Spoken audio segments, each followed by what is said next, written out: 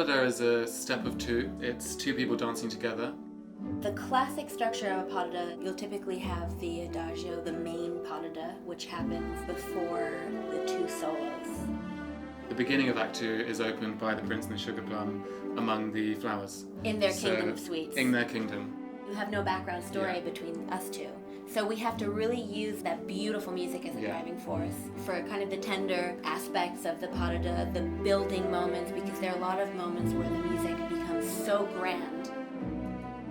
For the man, his responsibility is partnering the woman. He is there to make sure that the woman's on her leg, that she's in the right place to do her steps, and to kind of complement the movement that she's doing and making the technical elements of the pas de deux work. It shows everything, really. It's very exposing. All of the little touches between one another have to be very personal. It always ends up being a language between the two people.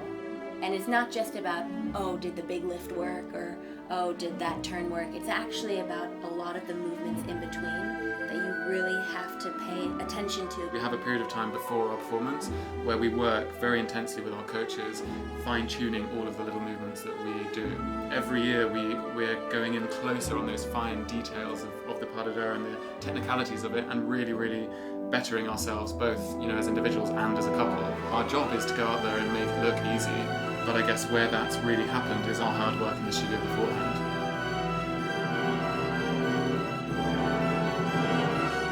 That's how it happens. That's how you bring things to the stage.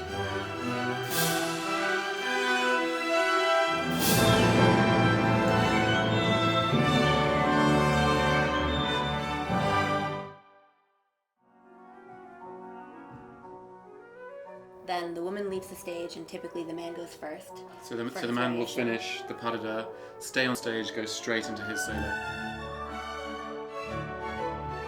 The guy's job basically is to get up there and do big jumps.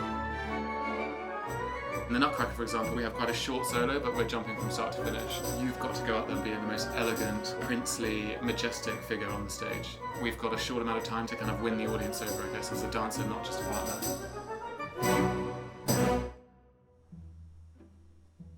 For the women, it's a showcase of beautiful femininity combined with, utter strength and physical presence. Something that really just showcases the woman at her absolute supreme.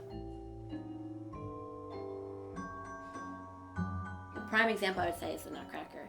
You have that quintessential ballet Christmas music with the Soloist, and the steely footwork of the Sugar Plum Fairy has to be so precise that matches that music, whereas the upper body has to be very, very fluid. Under the tutu, her legs are going to the max, and it's a big showcase of stamina because the pas de deux is very long.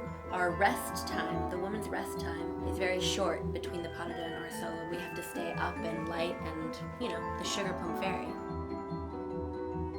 It's a showcase of technique and female stamina. You have to work your way up to it, and that's what the studio time is for.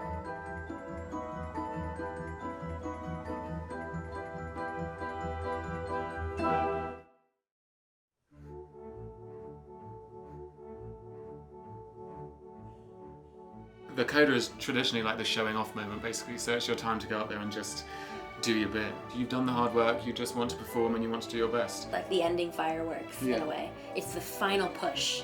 That's really what it is. It's the final push for you, and it's fun. You have to know that you're going to finish it, leaving it all on the stage, I think. Obviously, you're pretty exhausted, but the music gives you such a rush that it carries you. And you can see it in your partner's face, I think, as well, that you're nearing the moment that you've been working for. And that carries you enormously. So that eye contact when you are in sync and when you're moving as one and everything is kind of coming together at the end, those are the most fun. I think there are moments where you think, oh my gosh, my leg, you have no legs, but then flip all of a between sudden, the fatigue and the joy. Yeah, and all of a sudden you get on stage and you have way more in you than you knew you did. The coda is our coda. The Sugar Plum Fairy and the Princess. So it's rounding up the pas de deux as a whole. Exactly. all of the diverts and all of the suites in the kingdom, they all come together for the final expose of this is what we're about, this is what we've done, and then at the very end of that is our super coda. So we kind of lasso everyone together, we round it all up. Last push, last bit of energy. It's literally everyone who's danced in the show is on stage at one time. And that's how that ends.